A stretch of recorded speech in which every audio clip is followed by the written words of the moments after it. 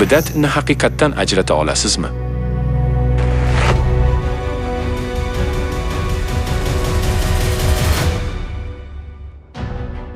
Yer koinotning markazida emas. U teleskop yasab birinchi marta tungi osmonni kuzatdi. U o'sha paytda to'g'ri deb hisoblangan qat'iy g'oyaga qarshi chiqdi. Ilmiy inqilobning otasi, zamonaviy ilm-fanning otasi, astronomiyaning otasi. Buyuk olim.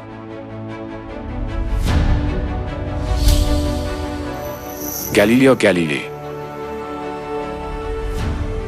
Har yili mayning 2-yakshanbasida bir ayol xotirasiga festival o'tkaziladi. 500 yil o'tsa ham fransuzlar uni hurmat qiladi, g'ayratli vatanparvar.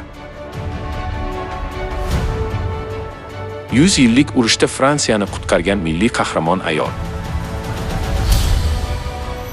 Janna Dark.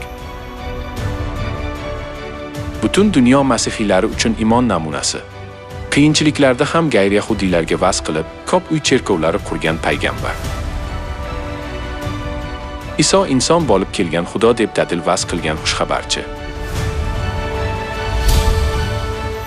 Havoriy Pavlus. 2000 yil oldin gunohkorlarni qutqarish uchun inson sifatida kelgan kishi. Iso Masih. Bu tarixiy shaxslarning umumiy jihatlari nimada edi? Bidatchi. Ular o'sha davr din peshvolari tomonidan bidatchi deb atalgan. Geliocentrizm to'g'ridir. Geocentrizm to'g'ridir. U o'sha davrning diniy kuchi tomonidan bidatchi deb atalgan.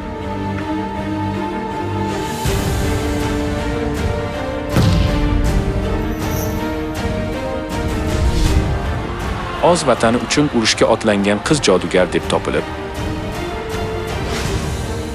u o'sha davrning diniy kuchi tomonidan bidatchi deb atalgan.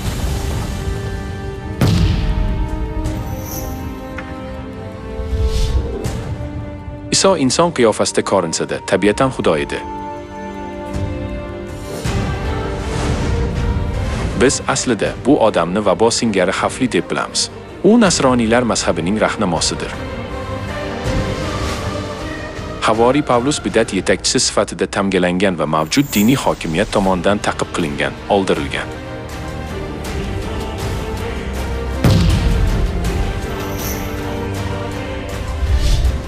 Men va otam birmiz.